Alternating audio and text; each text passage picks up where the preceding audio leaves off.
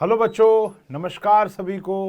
राम राम, सत श्री अकाल, आदाब। प्रोबेबिलिटी पढ़ रहे थे बेटा हम लोग, टर्म 2 मैथमेटिक्स। मैं हूं आपका एडुकेटर उशांग घई। तो प्रोबेबिलिटी चैप्टर में हम लोगों ने काफ़ी कुछ सीख लिया है, ठीक है ना। तो कहानी अब तक की क्या है कि अब तक हम लोगों ने क्या क्या पढ़ लिया। हम लोगों ने बेसिक फंडाज अपने क्लियर कर लिए थे लेक्चर नंबर 1 के अंदर। कंडीशनल प्रोबेबिलिटी हमने लेक्चर नंबर 1 में खत्म कर ली थी। तो लेक्चर 1 में ये दोनों काम हमारे हो चुके हैं। फिर multiplication theorem, independent event and Bayes theorem, which is the most important thing of this chapter, most important topic of this chapter, ये हमने लेक्चर नंबर 2 में पढ़ा था। लेक्चर नंबर 2 अभी नहीं देखा तो जाकर देखो। आज के लेक्चर के अंदर बहुत ही बेसिक सी चीज कह सकते हो, आखिरी टॉपिक बचा है। वो बचा है random variable and it's probability distribution. आप बोलोगे सर अभी तो बहुत बड़ा चैप्टर बचा हुआ है, Bernoulli theorem, binomial theorem. Bernoulli नहीं, बायनोमियल थ्योरम का क्या होगा सर? तो देखो भैया, वो आउट ऑफ सिलेबस है, ठीक है जी। आपके और मीन, वेरिएंस, स्टैंडर्ड डेविएशन, ये सब भी आपका आउट ऑफ सिलेबस है एज पर सीबीएसई, ठीक है ना। तो सीबीएसई बोर्ड एग्जाम्स के लिए वो चीज अब एप्लीकेबल नहीं है। 30% डिलीशन जो हुआ सिलेबस का, उसके आधार पर वो डिलीट हो चुका है। तो अब देखा जाए तो मोटा मोटा सिर्फ एक छोटा सा टॉपिक बच गया है, वो है random variable and it's probability distribution. मुश्किल से 10 से लेकर 15 मिनट में शीशे की तरह साफ कर दूंगा आपका ये टॉपिक। ध्यान से देखना है कि रैंडम वेरिएबल क्या होता है और उसकी प्रोबेबिलिटी डिस्ट्रीब्यूशन यानी पीडी बनती कैसे है, ठीक है जी। बेस थ्योरम बड़ा इंपॉर्टेंट टॉपिक है। लेक्चर नंबर 2 अभी तक नहीं देखा तो जाकर देखो, और फिर रैंडम वेरिएबल और पीडी पर आएंगे, ठीक है जी। तो what is a random variable? What is a random variable कि ये रैंडम वेरिएबल है क्या? तो आओ 2 मिनट बताते हैं आपको रैंडम वेरिएबल है क्या। रैंडम वेरिएबल मेरे हिसाब से एक फंक्शन की तरह है। Random variable is a function. देखो क्या है फंक्शन, ये एक रियल वैल्यूड फंक्शन भी कह सकते हो, ये एक रियल वैल्यूड फंक्शन भी कह सकते हो, ठीक है जी। अब ध्यान समझेंगे कि ये रैंडम वेरिएबल होता क्या है। इसको हम एक एग्जांपल लेकर समझा देते हैं आपको कि एक बॉक्स है और उस बॉक्स के अंदर लेट्स से 5 रेड बॉल्स हैं, 3 ब्लैक बॉल्स हैं and 2 let's say white balls हैं, ठीक है जी। ओके, आपको एक इवेंट दिया हुआ है, लेट्स से एक इवेंट या एक एक्सपेरिमेंट दिया हुआ है। इवेंट नहीं कहेंगे इसको हम एक्सपेरिमेंट कहते हैं, चलो ठीक है ना। इवेंट तो उसके बाद बनेंगे ना।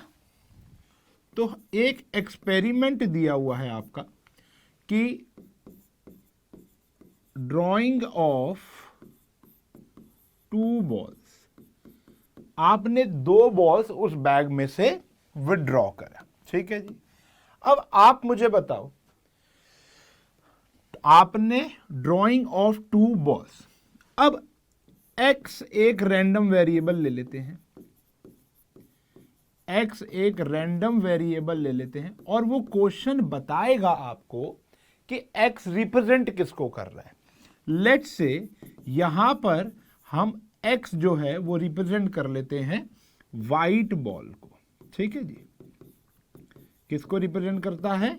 व्हाइट बॉल को रिप्रेजेंट कर लेता है, कोई दिक्कत तो नहीं। चलो, तो अगर मैंने 2 बॉल्स निकाली तो x क्या क्या हो सकता है, ध्यान देखो। अगर मैं 2 बॉल्स निकालता हूं, अगर मैं 2 बॉल्स निकालता हूं, तो आपको नहीं लगता कि x 0, 1 और 2 हो सकता है? मैंने कहा x क्या होगा? एक रियल नंबर होगा। ये कोई प्रोबेबिलिटी नहीं है। Please don't get confused between the probability and random variable. Random variable कोई प्रोबेबिलिटी नहीं है, बल्कि इसकी तो प्रोबेबिलिटी अभी हमें निकालनी है। रैंडम वेरिएबल एक फंक्शन है जो कि रिप्रेजेंट करेगा एक पर्टिकुलर इवेंट को इन एन एक्सपेरिमेंट। तो एक एक्सपेरिमेंट हमारा था ड्रॉइंग ऑफ 2 बॉल्स। इसमें से मैंने क्या किया, 2 बॉल्स विड्रॉ कर ली और x को मैंने मान लिया एक रैंडम वेरिएबल, जहां पर जो x है वो वाइट बॉल है, या वो ब्लैक बॉल भी हो सकता था, या वो रेड बॉल भी हो सकता था। तो x इज इक्वल्स टू 0, 1 और 2। देखो ये मैंने कैसे सोचा, x जो हो सकता है, जो x हो सकता है वो हो सकता है या तो कोई भी वाइट बॉल नहीं आएगी, 1 वाइट बॉल आ सकती है, या दोनों की दोनों भी क्या हो सकती है, वाइट बॉल हो सकती है। मानते हो? ठीक है जी। तो भैया ये हो गई वाइट और ये हो गई हमारी नॉन वाइट। ठीक है ना। अगर मैं 2 बॉल्स निकालूं तो इसका सैंपल स्पेस क्या बनता है, ध्यान देखो। अगर बात करूं तो हो सकता है पहली वाली वाइट हो, दूसरी वाली नॉन वाइट हो। ठीक है जी। या मैं सिर्फ समझा रहा हूं आपको, कोई क्वेश्चन नहीं कर रहे अभी हम। और क्वेश्चन करेंगे तो व्हाइट के साथ रेड का कॉम्बिनेशन आ सकता है, व्हाइट के साथ ब्लैक का कॉम्बिनेशन आ सकता है। चलो ऐसे बना लो, कंफ्यूज नहीं होना, थोड़ा देर एक्स्ट्रा लगाएंगे लेकिन बढ़िया से समझ लेंगे। चलो अब मुझे बताओ 2 बॉल्स विड्रॉ करने का सैंपल स्पेस क्या बनेगा। हो सकता है रेड ब्लैक आ जाए, हो सकता है ब्लैक रेड आ जाए, व्हाइट आए ही ना, तो इसलिए आगे हमारा x इज इक्वल्स टू 0। हो सकता है व्हाइट रेड आ जाए, या व्हाइट ब्लैक आ जाए, या रेड व्हाइट आ जाए, या ब्लैक व्हाइट आ जाए, पॉसिबल है। इन चारों के चारों केसेस के अंदर white red, white black, red white और ब्लैक व्हाइट में एक ही व्हाइट आपको दिखाई दे रहा है। या दोनों की दोनों बॉल्स क्या आ सकती हैं बेटा, हमारी व्हाइट भी आ सकती हैं। मानते हो? दोनों की दोनों बॉल्स हमारी क्या आ सकती हैं, व्हाइट भी आ सकती हैं। सैंपल स्पेस अगर ढंग से पूरा लिख दे अगर हम, तो दोनों की दोनों रेड भी हो सकती हैं और दोनों की दोनों हमारी ब्लैक भी हो सकती है। क्लियर है जी? Okay.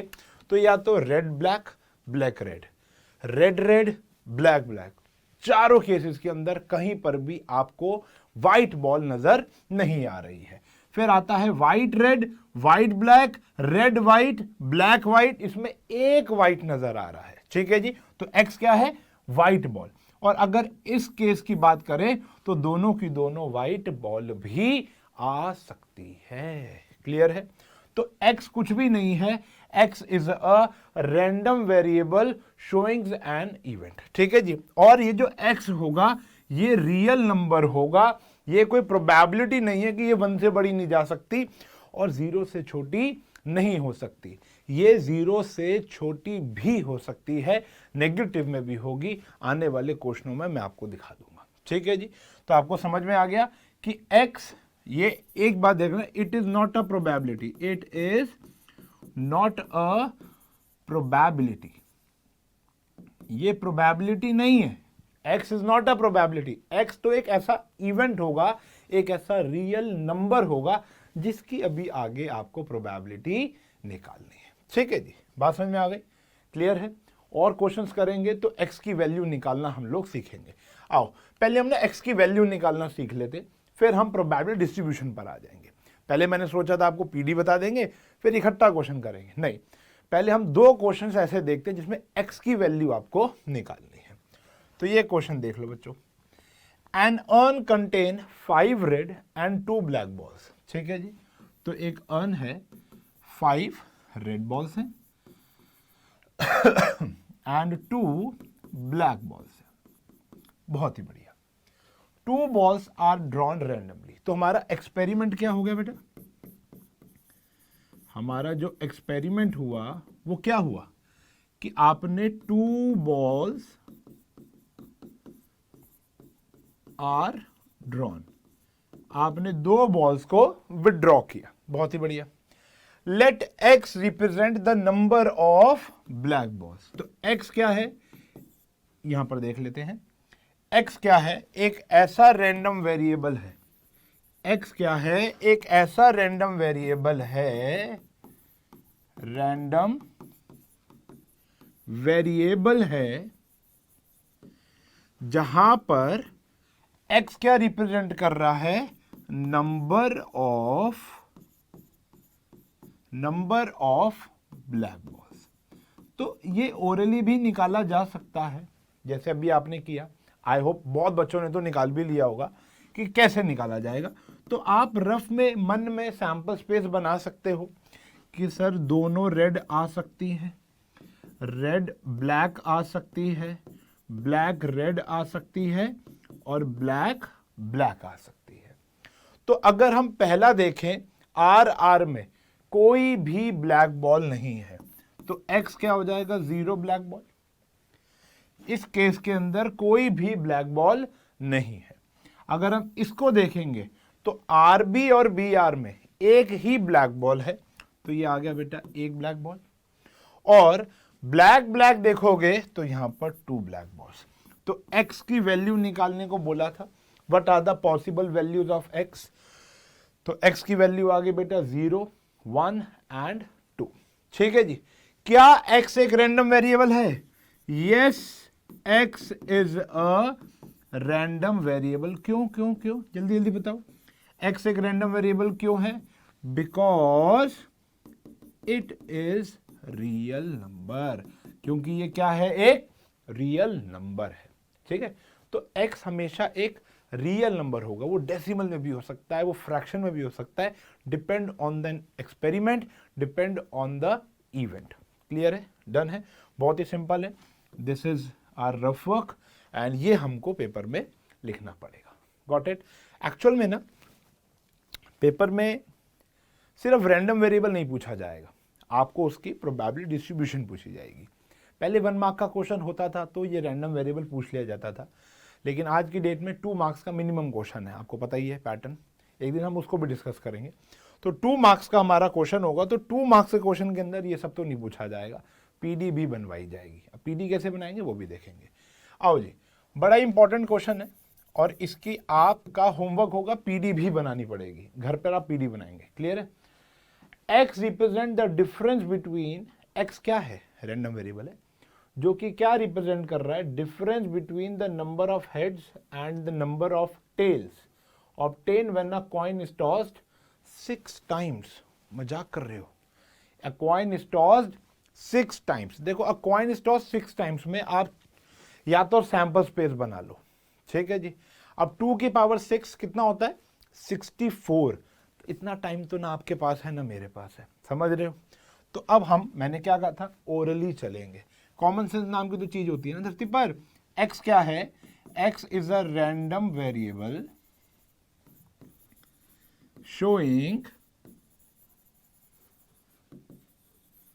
Difference between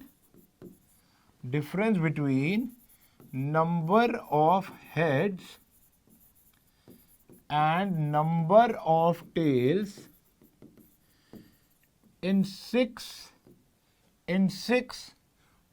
tosses of a coin। एक कॉइन को 6 बारी उछालोगे तो नंबर ऑफ हेड्स और नंबर ऑफ टेल के डिफरेंस को x बोला जाएगा। ठीक है जी। तो x क्या क्या हो सकता है, थोड़ा सा रफ में आ जाते हैं। देखो, जब हम एक कॉइन को 6 बारी उछालेंगे तो क्या होगा। देखो, पॉसिबिलिटीज क्या है, पॉसिबिलिटीज क्या है जो सैंपल स्पेस में भी आपको दिखाई देंगी। 6 हेड हो सकते हैं, 0 टेल हो सकते हैं, कि 6 के 6 हेड आ गए, पॉसिबल है। 5 हेड हो सकते हैं, 1 टेल हो सकता है। क्लियर है। अब वो 1 टेल कहीं भी हो सकता है, H H H H H T H H H T H, ऐसा भी तो हो सकता है ना। तो बहुत सारे ऐसे केस बनेंगे, लेकिन मोटा मोटा बात यह है उसके अंदर 5 हेड होंगे और 1 टेल होगा। 4 हेड हो सकते हैं, 2 टेल हो सकते हैं। 3 हेड्स 3 टेल्स, ओके। एंड फिर 2 हेड 4 टेल, उसके बाद 1 हेड 5 टेल और 0 हेड 6 टेल। मानते हो, ठीक है ना, समझ में आ रही बात। तो दीज आर द पॉसिबिलिटीज कि अगर हम 6 बारी एक कॉइन को फेंकेंगे, टॉस करेंगे, तो दीज आर द पॉसिबिलिटीज। तो x क्या है, x देखो, अगर हम x को देखें, इसके x निकाल लें, तो देखो भैया 6 माइनस 0 आंसर कितना आता है 6। इसका x निकाल लें तो 5 माइनस 1 आंसर कितना आता है 4। ठीक है जी, समझ में आ रहा है, ये आया 6, ये आया 4। ओके, इसको फोकस करना है आप लोगों ने। अगर हम इसका x निकालें तो 4 माइनस 2 आंसर कितना आता है 2। इसका x निकालें तो 3 माइनस 3 आंसर कितना आता है 0। ठीक है जी, इसका अगर x निकालें तो 4 माइनस 2। अच्छा, ऐसा नहीं है कि हेड आगे ही आएगा टेल पीछे ही जाएगा, ऐसा नहीं है। Difference between number of heads and number of tails है, तो वो कोई भी आगे हो सकता है। 4 माइनस 2, 2 माइनस 4, ठीक है। अब बोलोगे सर माइनस 2 आएगा, लेकिन वो एक ही बात है, द डिफरेंस इज 2। ठीक है ना, दो उसका फर्क होगा, तो यहाँ पर भी 2 आ गया। वैसे x जो है वो नेगेटिव में भी आ सकता है, इस क्वेश्चन में नहीं आएगा। ठीक है जी, यहाँ आ गया 5 हेड्स हैं और माइनस 5 हेड्स नहीं थे ना, क्या है ध्यान से देखेंगे। 5 माइनस 1 कितना आ गया 4, और यहां पर आ गया 6 माइनस 0 यानी 6 आ गया। तो अगर आप ध्यान से देखो तो हमारे पास कुछ रियल नंबर्स मिले हैं, 6 4 2 0 2 4 6। तो आपको ऑब्वियसली बात है x एक सेट भी होता है, ठीक है जी, रियल वैल्यूड सेट है, तो x की वैल्यू क्या हो जाएगी बताओ। x 6 हो सकता है, 4 हो सकता है, आपका 2 हो सकता है और 0 हो सकता है। तो x की ये 4 वैल्यूज आ गई हैं। ठीक है जी, अगर आप यहां से दोबारा 2 4 6 लिख लोगे उसका कोई फायदा नहीं है, क्योंकि एक ही बारी आपको लिखना चाहिए। तो what are the possible values of x?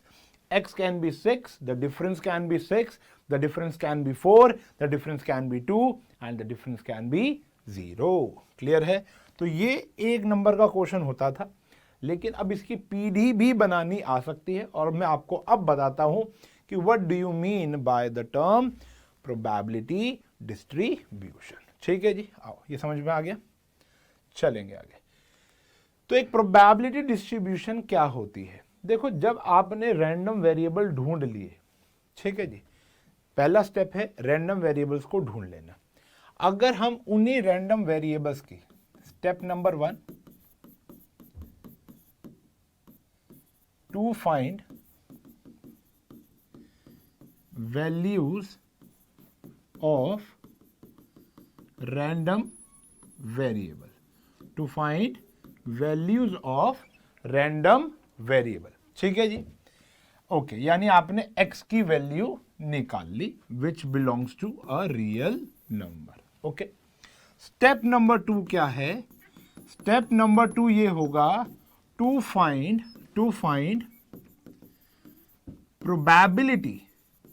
Probability of each, ध्यान से, ईच वैल्यू ऑफ x की हर वैल्यू पर आपने प्रोबेबिलिटी निकालनी है। फॉर एग्जाम्पल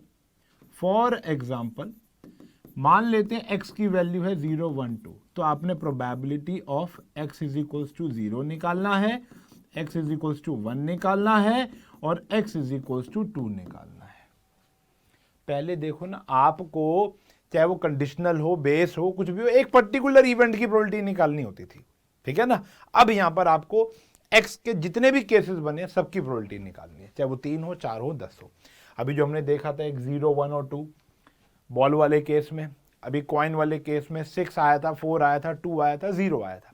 तो उन चारों केसेस की आपको क्या निकालनी पड़ेगी? प्रोबेबिलिटी। वो कैसे, वो देखेंगे। ठीक है जी, उसके बाद सबकी निकालने के बाद step number 3, prepare a table. एक टेबल बना लो जिसके अंदर हम रिप्रेजेंट कर देंगे सारी की सारी प्रोबेबिलिटीज। ठीक है जी, वेयर x यहां पर आ जाएगा 0 1 और 2। ठीक है जी, और यहां आ जाएगा उनकी प्रोबेबिलिटीज, उनकी जितनी भी प्रोबेबिलिटी है a b और c।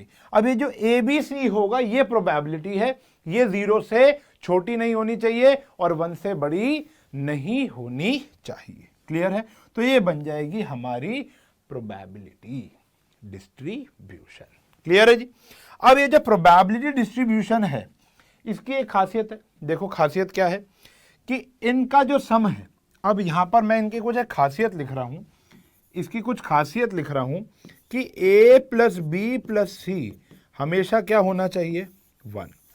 जितनी भी आपने प्रोबेबिलिटी निकालनी है, यानी इसका सबमिशन करोगे, सिग्मा पी एक्स करोगे, तो वो कितना आना चाहिए?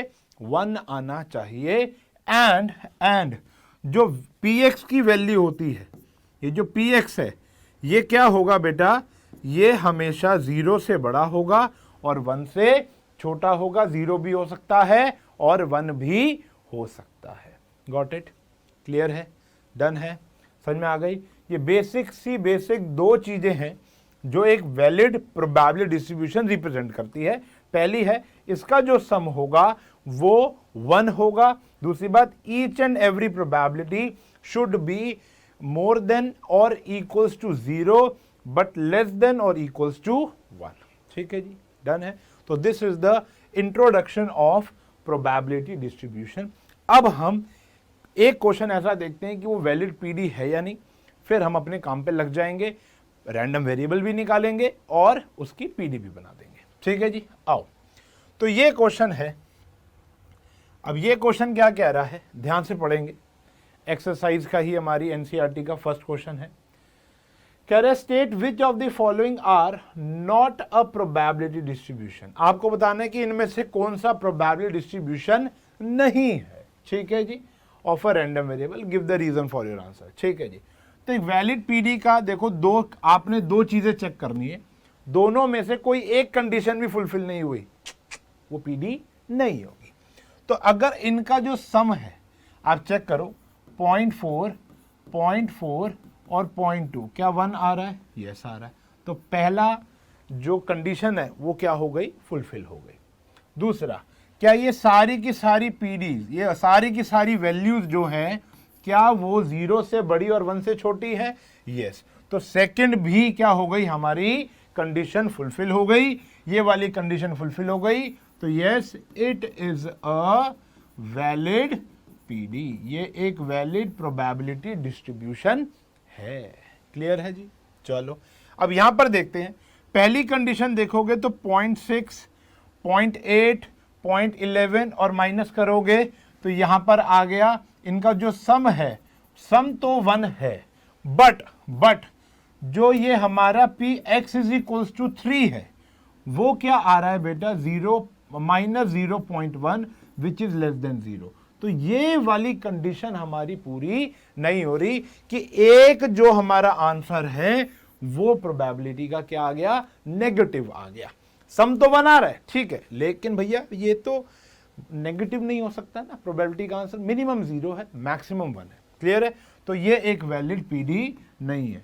It is not a valid probability distribution. तो ये वैलिड प्रोबेबिलिटी डिस्ट्रीब्यूशन नहीं है। तो फटाफट कर लेंगे। अब देखो, ये नेगेटिव हो सकता है, ये तो क्या है? रैंडम वेरिएबल, ये तो रियल नंबर को बिलोंग कर सकता है, बता चुका हूं। इनको देखना है, क्या इनका सम आ रहा है? जो सम है वो 1 के बराबर नहीं है, तो नॉट अ वैलिड पीडी। आगे वाली कंडीशन देखनी ही नहीं है। 0.6, 0.1, 0.2, 0.9 होता है, सम क्या आना चाहिए? 1। तो वैलिड पीडी नहीं है। इसमें देखो, ये तो रियल नंबर हो सकते हैं, नेगेटिव हो सकता है, लेकिन अगर मैं इसका सम करूं तो ये 1 से बड़ा आ रहा है। तो जो इसका सम है वो 1 से क्या आ रहा है? बड़ा आ रहा है। चेक कर लो ना, 0.5, 0.9, 0.10 हो गया, मतलब 1 हो गया, और ये क्या हो गया? 1.05। तो सम 1 से बड़ा है, तो ये भी नॉट अ वैलिड पीडी। तो ये वैलिड पीडी नहीं है। बात समझ में आ गई? तो हम किसी भी प्रोबेबिलिटी डिस्ट्रीब्यूशन को देखकर हम जान जाएंगे कि ये ठीक है या नहीं है। तो आपने इस चीज को भी ध्यान रखना है कि जब हम बनाएंगे प्रोबेबिलिटी डिस्ट्रीब्यूशन तो भी ये चीजें फुलफिल करनी चाहिए। क्लियर है जी? बात समझ में आ गई है? ओके है? तो आज प्रोबेबिलिटी डिस्ट्रीब्यूशन के साथ साथ प्रोबेबिलिटी का भी हम अंत कर देंगे। आपको एनसीईआरटी क्रिस्प कर लेनी है, एक्स्ट्रा क्वेश्चंस भी कर लेने हैं, और कहीं ना कहीं इस वीडियो के एंड के अंदर मैं आपको कुछ इंपॉर्टेंट क्वेश्चंस भी कराने वाला हूं जो कई सालों से आ रहे हैं। ठीक है ना, तो देखते रहना वीडियो को, आगे देखते हैं जी। ओके जी, आते हैं जी प्रोबेबिलिटी डिस्ट्रीब्यूशन पर। अब प्रोबेबिलिटी डिस्ट्रीब्यूशन बनाना शुरू करते हैं हम लोग। आओ देखो कैसे बनती है प्रोबेबिलिटी डिस्ट्रीब्यूशन। फर्स्ट पार्ट देखते हैं, कह रहे हैं find the probability distribution of this. तो प्रोबेबिलिटी डिस्ट्रीब्यूशन का स्टेप नंबर 1 रैंडम वेरिएबल निकालना। दूसरा स्टेप हर एक रैंडम वेरिएबल की वेरिएबल्स की प्रोबेबिलिटीज बताना, और तीसरा नंबर स्टेप क्या आता है, उसको एक टेबल में सजा देना। तो क्या है, number of heads in 2 tosses of a coin. ठीक है, तो एक्सपेरिमेंट है 2 टॉसेस ऑफ अ कॉइन। तो सैंपल स्पेस बना लेते हैं, H H H T T H T T. ठीक है, एक्स क्या है, x be a random variable, ये लिख लेना क्योंकि यहां पे वेरिएबल तो दिया ही है ना, एक्स है, वाई है, जेड है, तो हमने एक्स ले लिया। Be a random variable showing, क्या शो कर रहा है बेटा, नंबर ऑफ हेड्स को। ये आपको क्वेश्चन में दिया जाएगा, नंबर ऑफ हेड्स। तो मुझे बताओ अब इसमें नंबर ऑफ हेड्स कितने होंगे बेटा, 2 भी हो सकते हैं, 1 भी हो सकते हैं, 0 भी हो सकते हैं। 0 हो सकता है, 1 हो सकता है, 2 हो सकता है। अब x की वैल्यू तो निकालना बड़ा आसान हो गया बेटा हमारे लिए। तो 0 हेड्स भी हो सकते हैं, 1 हेड भी हो सकता है, और 2 हेड भी हो सकता है। ठीक है जी, तो x क्या आ गया, 0, 1 एंड 2। शाबाश। अब आप प्रोबेबिलिटी निकालो x इज इक्वल्स टू 0 की। ऐसे इसमें कितने पॉइंट्स हैं जहां पर x इज इक्वल्स टू 0, यानी कोई भी हेड नहीं है, एक ही है बेटा। तो आंसर आया 1/4। अब प्रोबेबिलिटी निकालना तो हमको आता ही है, बचपन का काम है हमारा। तो P X is equals to 1, एक हेड आएगा, तो या तो वो ये होगा या वो ये होगा, तो 2/4 आ गया। और P X is equals to 2 देखोगे, दोनों के दोनों हेड आएंगे, ऐसा एक इवेंट है, 1/4। इसको छोटा कर लेंगे 1/2। अगर हम इसको एक बॉक्स में डाल दें तो ये क्या बन जाएगी, एक वैलिड प्रोबेबिलिटी डिस्ट्रीब्यूशन। तो देयरफॉर अगर आप एक बॉक्स में डाल दो इसको, बस हो गया काम। ये x है और ये px है, 0, 1 और 2। क्लियर है। अब x 0 पे प्रोबेबिलिटी कितनी थी, 1/4। x इज इक्वल्स टू 1 पर क्या था बेटा, 1/2, और इस पे थी 1/4। ठीक है जी। अगर आप देखोगे तो ये दोनों की दोनों कंडीशन फुलफिल कर रहा है। तो दिस इज माय आंसर। पहले मतलब कोविड से पहले इसका मीन वेरिएंस स्टैंडर्ड डेविएशन भी निकालना सिखाया जाता था। ठीक है जी, एनसीईआरटी सीबीएसई के अंदर। अब वो नहीं है, ठीक है ना। तो ये क्वेश्चन और छोटा हो गया, एक्सरसाइज और छोटी हो गई, तो कुछ ही क्वेश्चंस आएंगे आपके, ठीक है ना।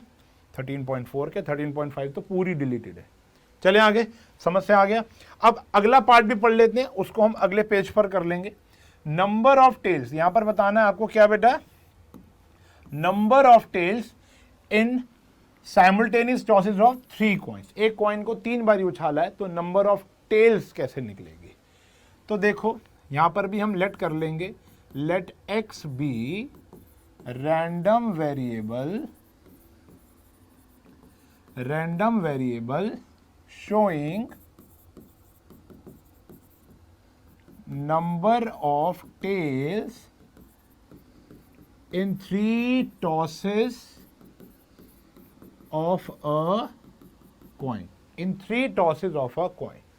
तो x क्या होगा, आओ देखो, जब 3 tosses of a coin होगा, तो देखो मैं आपको फिर एक बात कह रहा हूं, अगर चीजें ओरली निकल सके तो निकाल लो, नहीं निकल सके तो सैंपल स्पेस बना लो। 3 टॉसेज ऑफ अ कॉइन आपको पता ही है, H H H H H T H T H T H H, फिर आ गया triple T T T H T और एच टी टी। इतना आ गया बेटा, ठीक है जी। ये हमने सैंपल स्पेस तैयार कर लिया। अब x क्या होगा, x रिप्रेजेंट कर रहा है हमारा नंबर ऑफ टेल्स को। तो देखो अब नंबर ऑफ टेल्स क्या हो सकते हैं, आप पहले रफ में भी निकाल सकते हो। इसमें एक भी टेल नहीं है, यहां पर देखोगे तो आपको कितने टेल नजर आएंगे, एक टेल नजर आएगा, ठीक है जी। और अगर आप इसमें देखोगे तो आपको 3 टेल नजर आएंगे, और इसमें देखोगे तो आपको 2 टेल नजर आएंगे, ठीक है जी। और वैसे भी देखा जाए अगर हमें कॉइन को 3 बारी उछालेंगे तो या तो एक भी टेल नजर नहीं आएगा, एक बारी आएगा, 2 बारी आएगा, मैक्सिमम 3 बारी आएगा। तो x की वैल्यू हो गई 0, 1, 2 एंड 3। अब तो मुझे तो ऐसा लग रहा है कि आपको रैंडम वेरिएबल समझ में आ चुका है, ठीक है जी। अब इनकी एक एक करके हम क्या निकाल लेते हैं, प्रोबेबिलिटी डिस्ट्रीब्यूशन बनाने के लिए प्रोबेबिलिटी। तो 0, एक बारी भी टेल नहीं आएगा, ऐसा एक ही है तो 1/8। एक बारी टेल आएगा, 1, 2, 3 तो 3/8। 2 बारी टेल आएगा, 1, 2, 3, दिस इज ऑल्सो 3/8। एंड 3 बारी टेल आएगा, ये भी एक है तो 1/8। अब कुछ नहीं करना, आपने इसी चीज को एक बॉक्स में सजा देना है, तो ये बन जाएगी हमारी प्रोबेबिलिटी डिस्ट्रीब्यूशन 0, 1, 2 एंड 3। तो क्या आया 1/8, 3/8, 3/8, 1/8। ये बनाने के बाद बस ये चेक कर लेना क्या ये वैलिड है या नहीं है, ठीक है जी। ये ना हो ना हम कहीं गलती कराएं। समझ में आ गया बेटा?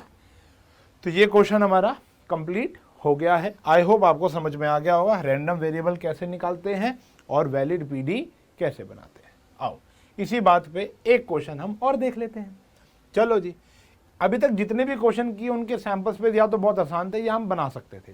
यहां पर देखते हैं कि हमें सैंपल स्पेस के बिना भी काम किया जा सकता है। देख लो, बहुत ही आसान है, ध्यान से देखेंगे। थोड़ा सा परम्यूटेशन कॉम्बिनेशन भी लगाएंगे। From a lot of 30 bulbs which include 6 defective.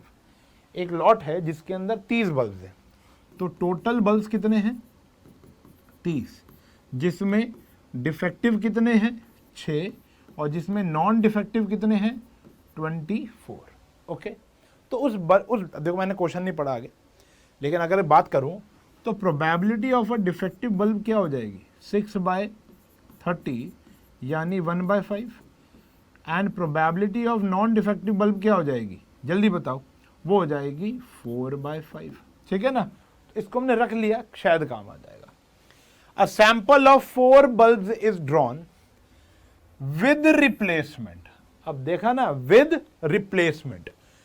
Find the probability distribution of the number of defective bulbs. तो x किसको रिप्रेजेंट करेगा, number of defective bulbs in 4 drawn of bulbs. ठीक है जी, तो लेट करेंगे, let x be random variable.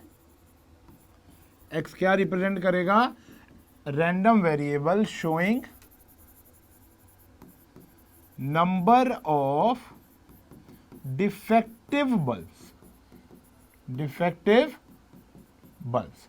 तो बच्चों मुझे बताओ, बिना कुछ सोचे, बिना कुछ पीडी बनाए, बिना कुछ सैंपल स्पेस बनाए, आप एक बात सोचो कि अगर मैंने 4 बल्ब निकाले हैं तो नंबर ऑफ डिफेक्टिव बल्ब्स कैसे आ सकते हैं। या तो एक भी डिफेक्टिव बल्ब नहीं होगा, एक हो सकता है, 2 हो सकते हैं, 3 हो सकते हैं, या चारों के चारों। बुरी किस्मत रही तो चारों के चारों डिफेक्टिव आ सकते हैं। मानते हो कि नहीं मानते हो? क्लियर है? ओके, चलो अब ये तो हो गया हमारा रैंडम वेरिएबल की वैल्यूज। अब हमें क्या लिखना है, इनकी प्रोबेबिलिटी। देखना भैया, ध्यान से देखना, या तो आप इसका सैंपल स्पेस बनाओ, नहीं बना सकते सैंपल स्पेस तो आप ये काम करेंगे। ठीक है जी, तो सैंपल स्पेस तो जिनको आता होगा बना के काम कर ही लेंगे। अभी हम उस अप्रोच पे बात कर रहे हैं कि जब हमको सैंपल स्पेस बनाने में आलस आएगा। ठीक है जी, तो ये हमारी परिस्थितियां काम आएंगी। x इज इक्वल्स टू 0, यानी एक भी डिफेक्टिव बल्ब नहीं आएगा, यानी चारों के चारों non defective, non defective, non defective, non defective आएंगे। आया ना, चारों के चारों क्या आएंगे, non defective, non defective, non defective, non defective. Clear है? चलो जी, अगर चारों के चारों हमारे नॉन डिफेक्टिव आएंगे तो क्या होगा। तो भैया नॉन डिफेक्टिव की प्रोबेबिलिटी कितनी थी, 4/5, 4/5, 4/5, 4/5, यही तो होगा मल्टीप्लिकेशन थ्योरम। लास्ट लेक्चर में बताई थी, नहीं देखा तो पहले देखो तभी पल्ले पड़ेगा। Px is equals to 1। अब एक डिफेक्टिव है, लेकिन वो तो कहीं पर भी आ सकता है, ध्यान से देखना, वो कहीं पर भी आ सकता है। वो आ सकता है non defective, non defective, non defective, defective, या non defective, non defective, defective, non defective, या मुंह से या निकल रहा है तो क्या होगा, प्लस होगा। ऐसे आ सकता है नॉन डिफेक्टिव, नॉन डिफेक्टिव, या defective, non defective, non defective, non defective. तो ये तो आपको अगर देख रहे हो तो ये तो परम्यूटेशन ही तो है, अरेंजमेंट। ये क्या है, परम्यूटेशन ही तो है। तो अगर हम बात देखें, हमको क्या करना है, 3n और 1d को अरेंज करना है, 3n और 1d को अरेंज करना है। तो अगर हम ये सब ना करके, ये सारे केसेस ना बनाकर, क्योंकि अगले केस में देखोगे तो 2 डिफेक्टिव है तो केसेस और बढ़ जाएंगे, तो या तो सारे केस वर्बली बनाओ, वरना थोड़ा सा अपना परम्यूटेशन कॉम्बिनेशन का इस्तेमाल कर लो। कि नहीं, ध्यान से देखो वो क्या होगा। हम क्या कर लेंगे, हमारे पास 3, हमारे पास क्या है, ध्यान से देखेंगे, हमारे पास है 3 नॉन डिफेक्टिव है, 1 डिफेक्टिव है, ऐसे ही है ना। तो ऐसे कितने केसेस बनेंगे, कितने केसेस बनेंगे वो मैं आपको बता देता हूं। ऐसे बनेंगे 4p1 या 4c1, answer is 4c1, 4c1। देखो कितने कॉम्बिनेशंस आ जाएंगे। आप वैसे तो परम्यूटेशन ही है, लेकिन हम उसको यहां पर लिख चुके हैं, तो थोड़ा सा आप उसको रिवाइज करें। मैं आपको थोड़ा सा और विस्तार में इसको क्लियर कर देता हूं कि अगर हमें एक डिफेक्टिव लिखना है आउट ऑफ 3, देखो 4 टोटल है, उसमें से 3 नॉन डिफेक्टिव है, एक क्या है, डिफेक्टिव है। तो या तो अभी जो मैंने केसेस बनाए थे, या तो हम वो बनाए, ठीक है जी, या तो हम वो बनाए। नहीं बना सकते तो हम क्या कर देंगे, कॉम्बिनेशन का सहारा ले लेंगे कि ऐसे कितने कॉम्बिनेशंस बन सकते हैं।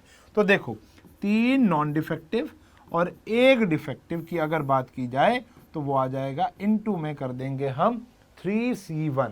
ऐसे कितने कॉम्बिनेशंस बन सकते हैं, 3c1, सॉरी 4c1, 4 है ना बेटा, तो ऐसे कितने बन सकते हैं, 4c1। अब मैंने 1 क्या ले रहा हूं मैं, 1 इज डिफेक्टिव, जिसकी हम बात यहां पर कर रहे हैं। 4 में से 1 क्या है, डिफेक्टिव है, उसको हमें क्या करना है, कॉम्बिनेशन यानी अरेंज करना है। ठीक है जी, कॉम्बिनेशन का मतलब ऐसे अरेंजमेंट नहीं होता, लेकिन हमने यहां पर चीजें चुन ली हैं, अब उनको हमें क्या करना है, किस प्रकार हमको वो मिलेगी वो हमें यहां पर लिखना है कि वो डिफेक्टिव बल्ब कौन सी पोजीशन पर होगा। क्लियर है, तो वो टोटल 4 तरीकों से आ सकते हैं, यानी 4c1।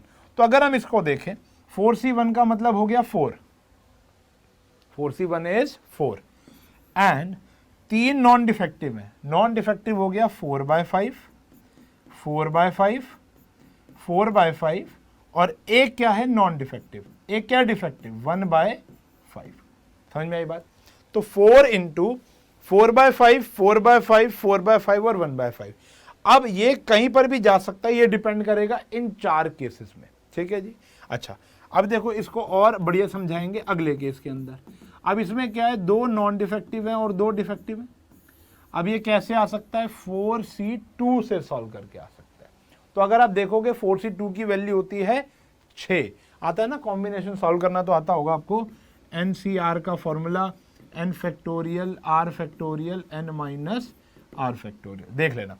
तो एक सेकेंड, तो क्या हो गया बेटा, 2n और 2d आ गया, 4c2 क्या आ गया, 4c2। क्लियर है, अब ध्यान से देखेंगे, बड़े ही ध्यान से देखेंगे, 2n और 2d, 2n और 2d, 4c2। अब 4 में से 2 क्या है, डिफेक्टिव है, तो 4c2 को सॉल्व करेंगे तो 6 आता है, और 2n है यानी 4/5, 4/5, और 2d है यानी 1/5 और 1/5। ठीक है जी, बात समझ में आई। तो अगर हम इसको सॉल्व करते हैं, 16 का कितना हो गया, 256, ठीक है ना, अपॉन में 625, इसको देखेंगे तो ये भी हो गया हमारा 256 अपॉन में 625। इधर देखेंगे तो 16, वो आप कर लोगे यार, अपॉन में 6, मतलब ये वैलिड ही बनेगी, चिंता मत करो। फिर यहाँ पर आएगा P X is equals to 3 की बात करेंगे तो 3 नॉन डिफेक्टिव है और एक क्या है हमारी, सॉरी उल्टा लिख दिया, हाँ जी, तो ये हो जाएगा हमारा एक नॉन डिफेक्टिव है और 3 डिफेक्टिव आ सकते हैं। तो ये कितने केस बनेंगे बेटा, 4C3, ये क्या बनेंगे, 4C3। तो 4C3 की वैल्यू भी कितनी होती है, 4, 1 नॉन डिफेक्टिव है यानी 4/5 इंटू में 1/5, 1/5 और ये भी आ गया हमारा 1/5। Got it. फिर हम निकाल सकते हैं अपना P X is equals to 4। तो हमारा P X is equals to जो 4 होगा वो हो जाएगा हमारा, यानी 3, देखो 0 नॉन डिफेक्टिव और 4 के 4 डिफेक्टिव, देखा जाए तो 4 के 4। और अगर आप यहाँ पर भी करना चाहो तो यहाँ 4C क्या आ जाएगा, 0, विच इज 1, ठीक है ना, ओके ना, 4C 0 इज 1। अब देखोगे यहाँ पर तो 0n है और 4C4 है। अब 4C4 की वैल्यू कितनी होती है बेटा, 4C4 इज 1, क्लियर है ना। अब 0n का मतलब क्या हो गया, कोई भी नहीं है, तो यानी ये भी 1/5 है, 1/5, 1/5 और 1/5 यानी 1/625। तो अब आपकी एक वैलिड प्रोबेबिलिटी डिस्ट्रीब्यूशन बन जाएगी, ठीक है जी। तो भैया मैं आपको कह रहा हूं कि अगर तो आप सैंपल स्पेस बना सको, अगर तो आप सैंपल स्पेस बना सको तो ठीक है, वरना आपको कॉम्बिनेशन का सहारा लेना पड़ेगा। तो this is a very brilliant question, अच्छा क्वेश्चन है, ध्यान से देखेंगे। तो 0 की प्रोबेबिलिटी आई थी हमारी 256 अपॉन में 625। तो एक आध मैंने छोड़ी है वो आप निकाल लेंगे, ये आ गई 625, इसकी हमने निकाली है 1 अपॉन में 625, और इनकी भी आप निकाल सकते हो, जैसे आ गया 16 अपॉन में 625, 16 अपॉन में 625, और ये थोड़ा मल्टीप्लीकेशन कर लेना, 16 सिक्सा कर लेते हैं, चलो 16 सिक्सा करोगे तो कितना आ गया हमारा 36, और ये आ गया हमारा 96। तो 96 अपॉन में 625, 96 अपॉन में 625, 16 अपॉन में 625, और ये तो आ गया। तो 96 अपॉन में 625, इन सब को ऐड करोगे तो इनका सबका सम कितना आने वाला है, 1 आने वाला है। क्लियर है, बात समझ में आ गई है, क्लियर हो गया। तो कहानी यहाँ पर यही है बेटा कि आपको केसेस देखने हैं कि कौन कौन सा केस आपको यहाँ पर अप्लाई करना है। तो जितने केस होंगे, यानी 4n है, 3n 1d, 2n 2d, 1n 3d और 0n 4d। क्लियर है, ओके। तो इस क्वेश्चन की प्रैक्टिस ढंग से करना, क्वेश्चन काफी अच्छा है। चलिए अब एक छोटा सा क्वेश्चन जो कि बहुत ज्यादा आ रहा है, बहुत ही ज्यादा आ रहा है। अभी कुछ दिनों पहले गवर्नमेंट स्कूल का प्री बोर्ड हुआ और उसके अंदर ये सेम क्वेश्चन दिया गया था। तो देखो गवर्नमेंट स्कूल यानी सीबीएसई से डायरेक्ट लिंक चल रहा है, तो उसके अंदर ये क्वेश्चन आया है।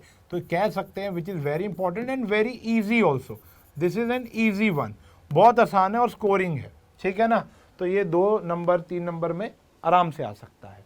कह रहे हैं एक्स एक रैंडम वेरिएबल है which has following the probabilities,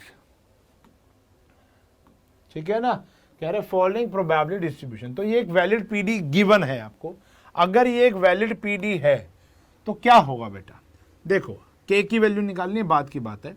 तो since x is random variable, x is random variable और ये एक वैलिड पीडी है and it is a valid PD, ये एक वैलिड प्रोबेबिलिटी डिस्ट्रीब्यूशन है, तो इन सब का सम यानी सिग्मा पी एक्स क्या होगा बेटा, 1 होगा।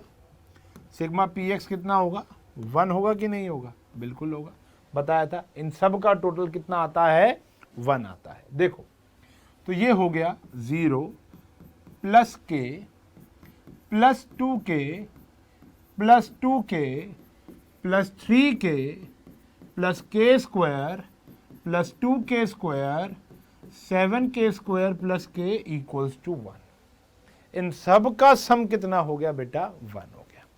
तो ये कितना आया देखो, 4 5 6 7 8 एंड 9। तो this is 9k, this is 9k square और यहां पर आ गया 10k स्क्वायर। दोबारा देख लो कितना हो गया भैया, गलती तो नहीं हो गई। 5 और एक 6 7 8 9 और एक 10k है। कितने k है? 10k। चलो जी, तो 3 4 5 6 7 8 और मेरे तो 9 ही आ रहे हैं। 5 6, ओहो अच्छा ठीक है ना, तो 9k ही तो था। ठीक है भैया। और इसके बाद आ गया k स्क्वायर 2k स्क्वायर और 7k स्क्वायर। तो ये कितना आ गया? दिस इज 9 और एक 10, तो this is 10k square and equals to 1। तो एक क्वाड्रेटिक इक्वेशन बन गई है हमारी। ठीक है जी, इस प्रकार के क्वाड्रेटिक इक्वेशन है, इसको हमने सॉल्व करना है।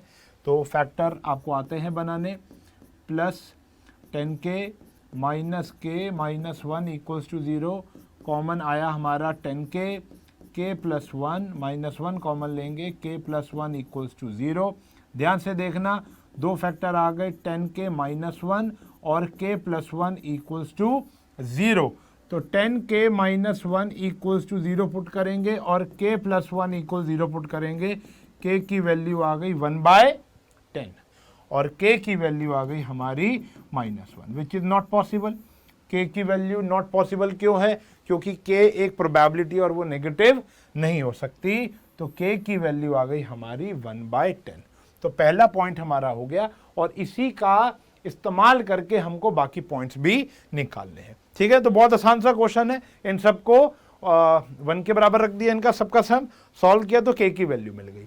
अब अगर आपको k की वैल्यू मिल गई है तो फिर आपको क्या निकालना है? अगले स्टेप में k लेस देन 3 है, एस मतलब p लेस देन 3। तो लेस देन 3 ये हो गया बेटा, इनकी प्रोबेबिलिटी निकालनी है आपको। 0 प्लस k प्लस 2k, ये तो निकालना है। आओ देखो, आपको बोला गया है px इज लेस देन 3, तो यानी px is equals to 0, px is equals to 1 and px is equals to 2। यही तो निकालना है। px इज इक्वल्स टू 0 क्या था? 0। px इज इक्वल्स टू 1 क्या था? k। px is equals to 2 क्या था? 2k।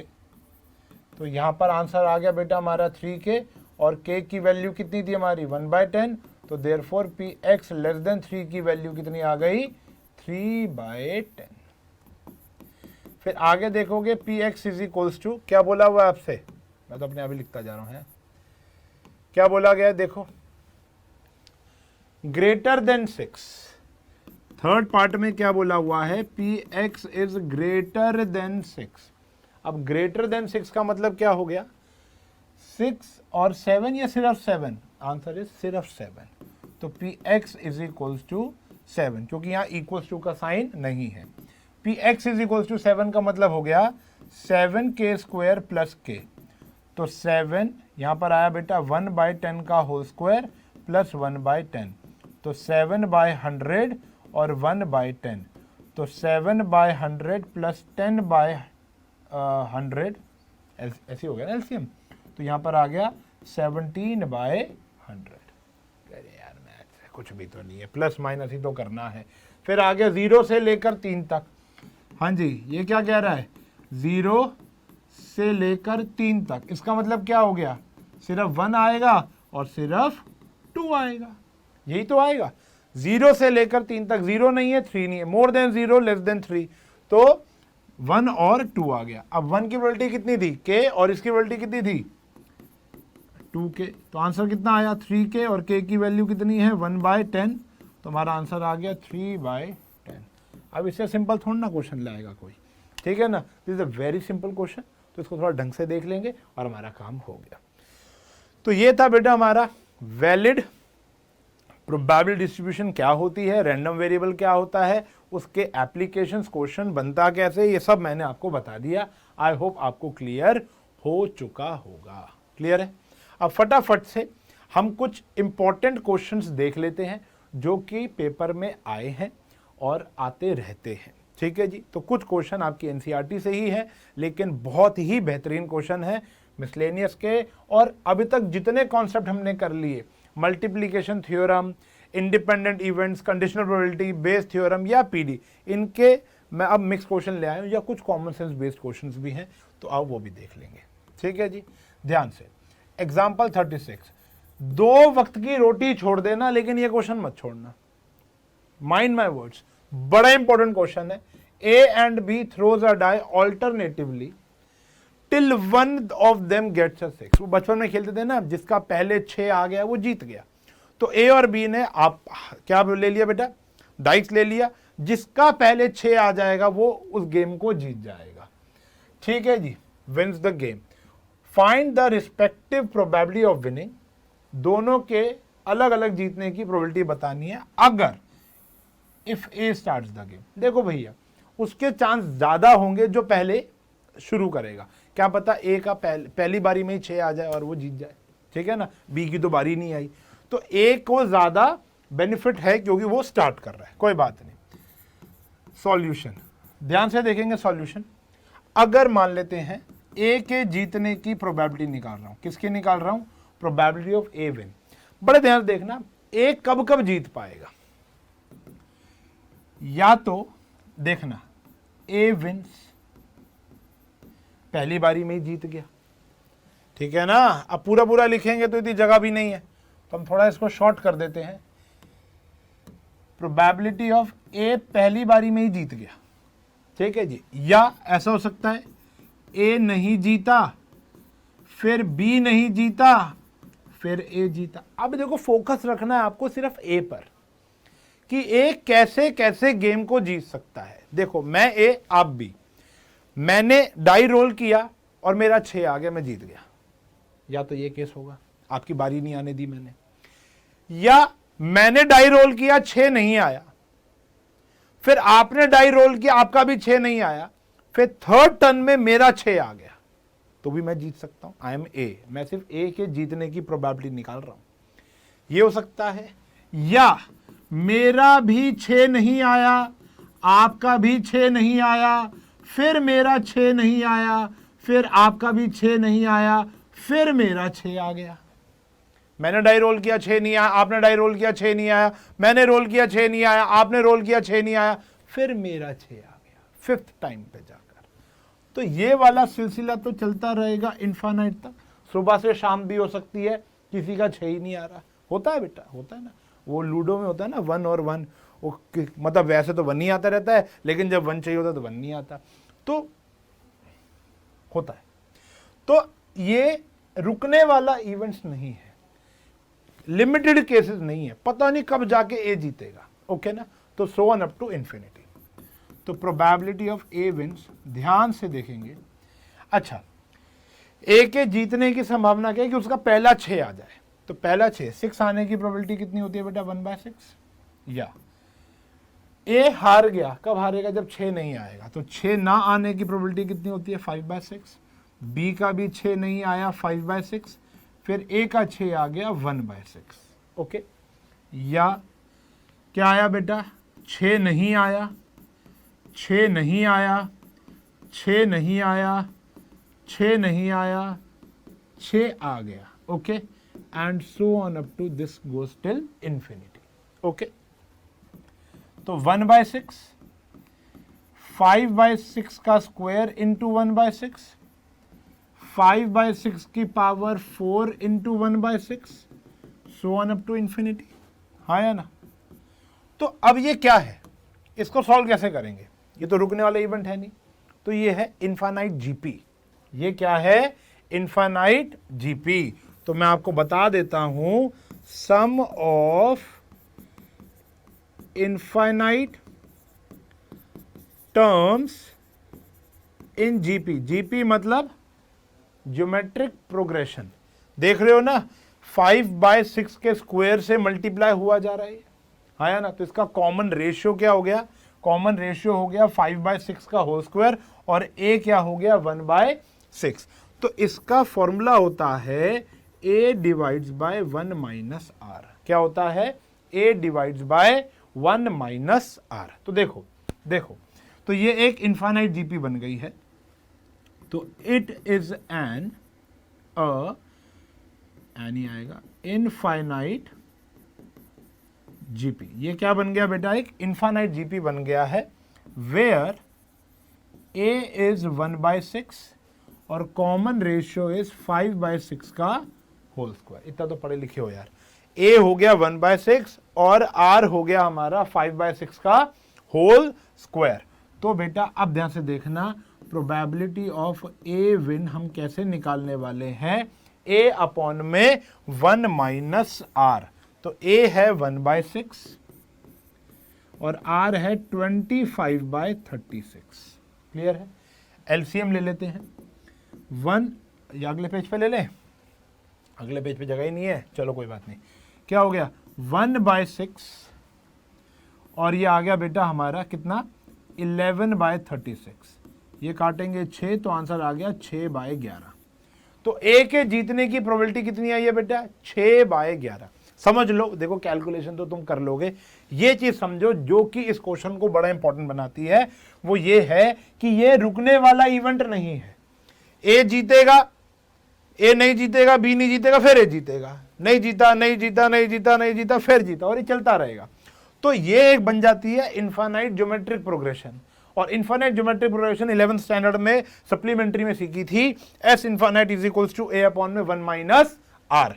तो ये ए है हमारा first term and r is the common ratio जिससे वो चीज मल्टीप्लाई हो रही है।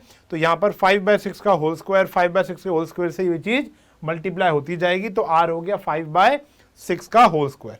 मैंने फॉर्मूले में डाला ए अपॉन में 1 माइनस आर, तो ए के जीतने की प्रोबेबिलिटी आ गई। अब मुझे कोई बच्चा ये बता दे कि सर ये तो हो गई ए के जीतने की प्रोबेबिलिटी, तो मुझे बताओ बी के जीतने की प्रोबेबिलिटी क्या होगी। वो होगी 1 माइनस 6/11 यानी 5/11। सिंपल सी बात है।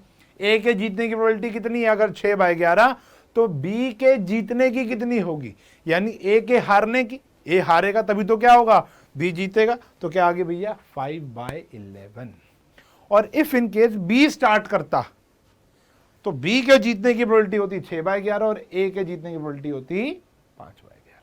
क्लियर है, done, okay. Very important question. 2 वक्त की रोटी छोड़ देना, लेकिन ये क्वेश्चन नहीं छोड़ना। आगे बढ़ते हैं जी।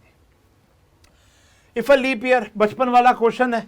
If a leap year is selected at random, what is the chance that it will contain 53 Tuesday. ये तो आपको पहले से आता होगा, आंसर आपको पता ही होगा। जस्ट फॉर फॉर्मेलिटी करा देते हैं कि number of days in a leap year, एक लीप ईयर में कितने दिन होते हैं, answer is 366। Number of weeks in leap year, एक लीप ईयर में वीक्स कितने होते हैं, लीप ईयर में देखो बेटा 52 वीक्स होते हैं और 2 दिन बच जाते हैं प्लस 2 डेज लेफ्ट। 366 दिन में से 52 तो पूरे कंप्लीट हफ्ते होते हैं और 2 दिन बच जाते हैं। दीज 2 डेज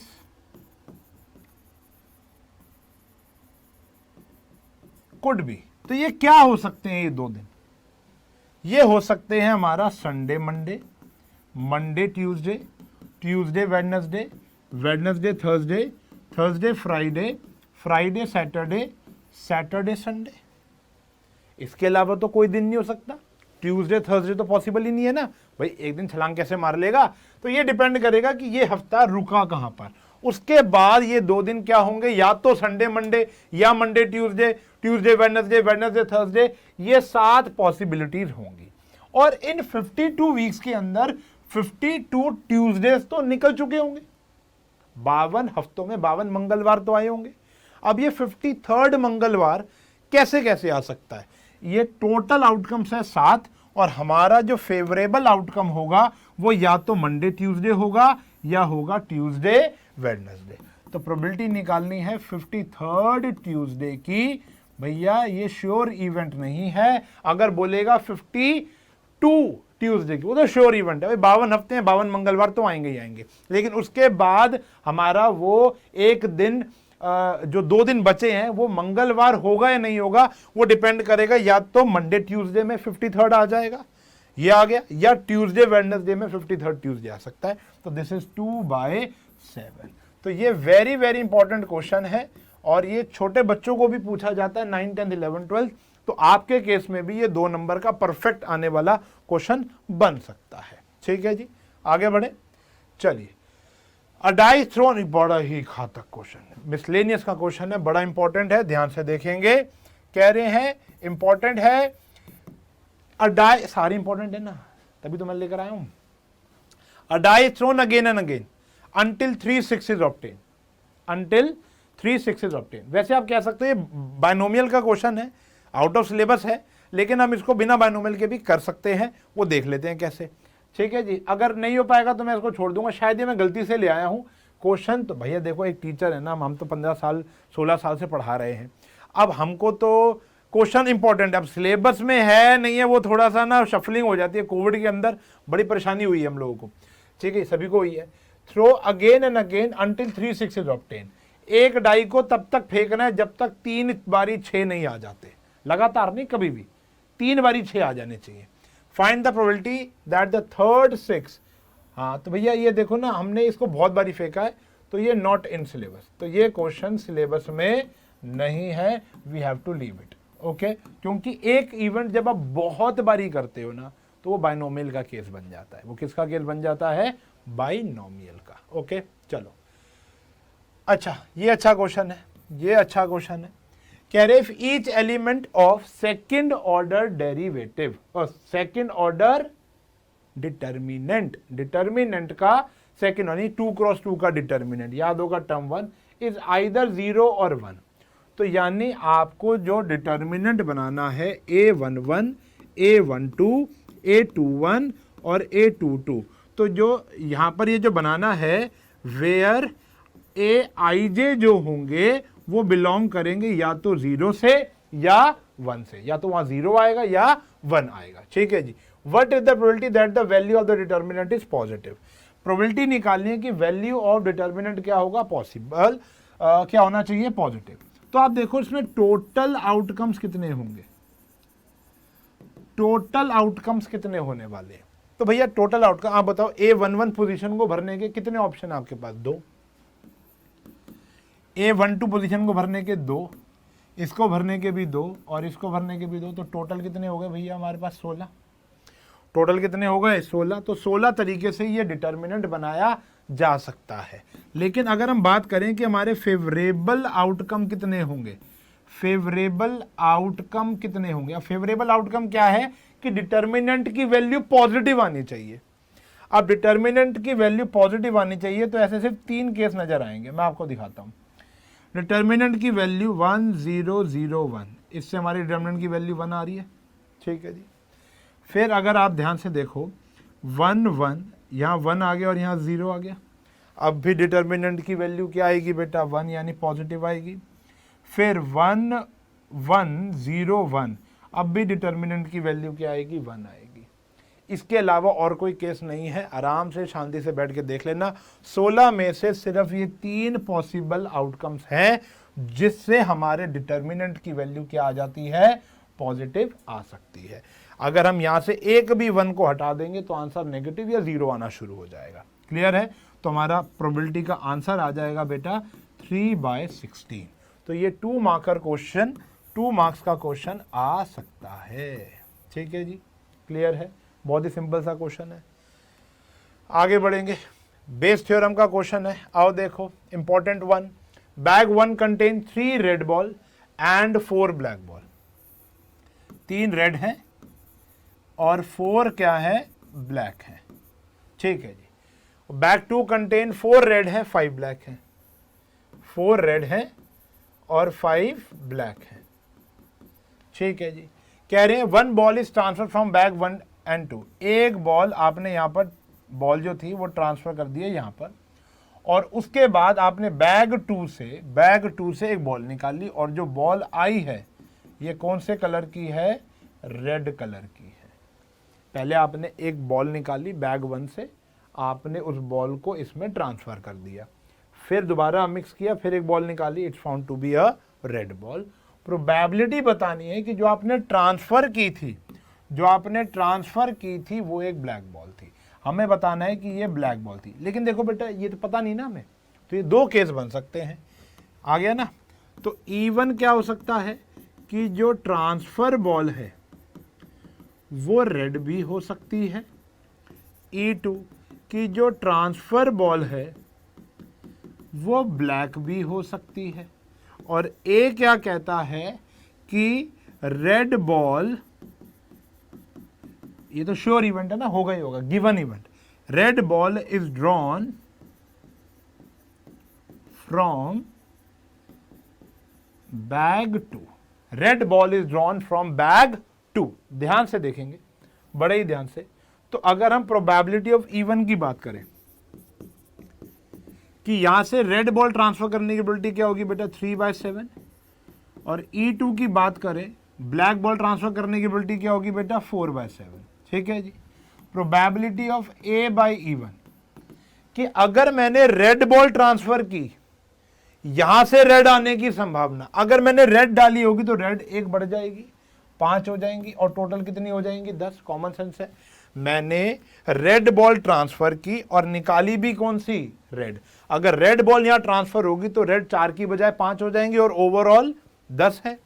और A/E2 का मतलब क्या हो गया कि अगर मैंने यहां से ब्लैक बॉल ट्रांसफर की लेकिन निकाली कौन सी है, रेड, तो रेड तो 4 ही होंगी, लेकिन ओवरऑल तो इंक्रीमेंट आएगा ना एक बॉल का, तो 4 अपॉन में क्या हो जाएगा 10। प्रोबेबिलिटी निकालनी है कि वो क्या है, ब्लैक बॉल, तो यानी आपको इसकी प्रोबेबिलिटी निकालनी है। नाउ आपको प्रोबेबिलिटी निकालनी है E2/A, फॉर्मूला याद होगा, वरना लेक्चर नंबर 2 देख लो, सारे फॉर्मूले समझ में आ जाएंगे। E1 अपॉन में ये आ गया A/E1 और E2 A/E2, तो this is total probability, and ऊपर आगे ये पूरा देखोगे तो दिस इज बेस थ्योरम। तो ये बेस थ्योरम का क्वेश्चन है और आई होप समझ में आ गया होगा। क्लियर है? तो यहां पर सीधा बॉल निकाली नहीं है, पहले ट्रांसफर करके फिर निकाली है। Important question. चलिए आगे आओ जी। तो ये भी क्वेश्चन बहुत अच्छा है, बेस थ्योरम का क्वेश्चन है, ध्यान से पढ़ेंगे। आओ देखो, हाँ जी। Suppose 5% of men and 0.25% of women. Suppose 5% of men and 0.25% of women have grey hair यानी सफेद बाल।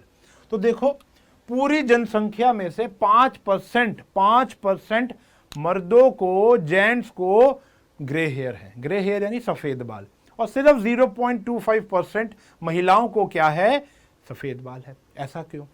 बॉयज को बहुत ज्यादा टेंशन होती है। देखो ये मेरी फिलॉसफी है और थोड़ा सा स्टैट्स भी है इसके पीछे।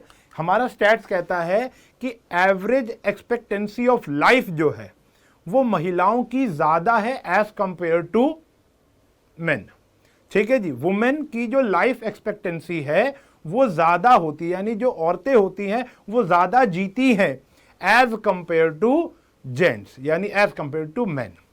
इसके पीछे एक मैंने जो चीज नोट की है वो क्या है कि जो महिलाएं होती हैं वो अपने मन में ना कोई बात नहीं रखती, उनके मन में ना कुछ नहीं रहता।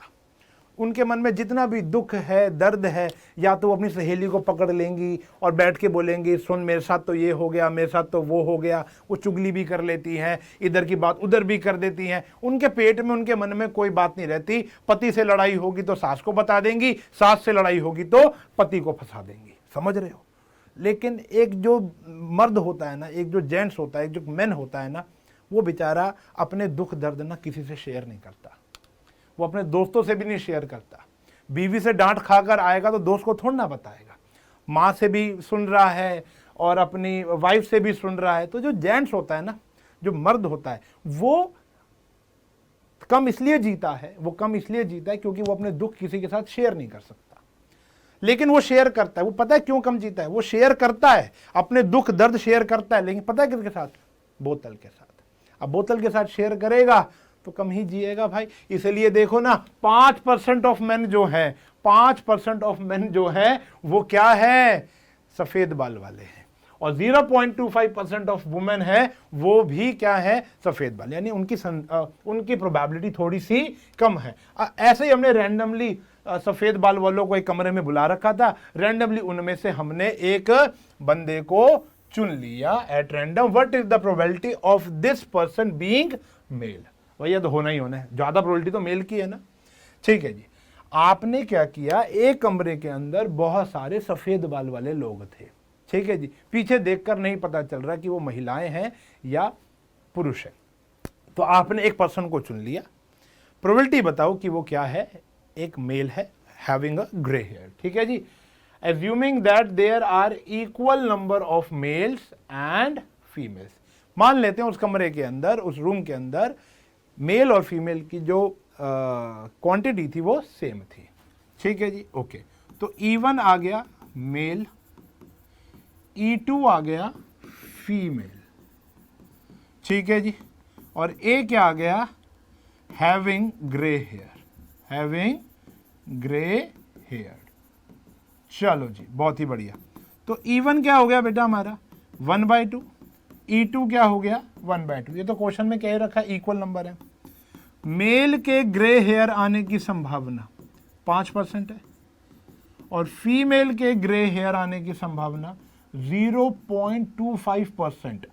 तो ये आ गया बेटा 0.25%, बहुत ही फर्क है, बताया ना तुमको क्यों। तो आपको निकालना है कि वो मेल था, E1/A है, तो क्वेश्चन आसान लेकिन इंटरेस्टिंग है। E1 A/E1 और यहां पर आ गया E1 A/E1, E2 और A/E2, ठीक है जी। तो एक बात बताना चाहूंगा सभी पुरुष को कि अपने दुख दर्द बांटना शुरू करो, लंबा जियोगे, और ये नहीं गलत बात, ठीक है जी।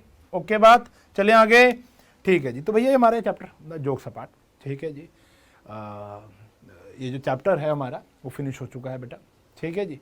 अब इस चैप्टर के अंदर हम लोगों ने सारे के सारे एलिमेंट बड़े ही क्रिस्प तरीके से, बहुत ही बेहतरीन तरीके से हमने पढ़ लिए हैं। जितने मैक्स टू मैक्स क्वेश्चन मैं क्लास में करा सकता था मैंने आपको कराए। फिर मैं कहूंगा कि अगर आप एनसीईआरटी के और क्वेश्चंस करते हो और उसमें अगर आपको कोई डाउट आता है तो प्लीज़ कमेंट सेक्शन में आप पेज नंबर या एक्सरसाइज नंबर, एग्जाम्पल नंबर आप मेंशन करें, और वो क्वेश्चन मैं जल्दी एक स्पेशल वीडियो बनाकर, एक स्पेशल या तो लाइव आकर आपके साथ डिस्कस करूंगा कि ताकि कोई डाउट बचना नहीं चाहिए। जो प्रण ले लिया है, अच्छे नंबर लाने हैं, 1-1.25 महीने में तैयारी करनी है, उसको हम पूरा करने की पूरी प्रयत्न करेंगे। आपको भी उतना ही मेहनत करनी है। तो this is probability chapter and ये चैप्टर खत्म हो गया है।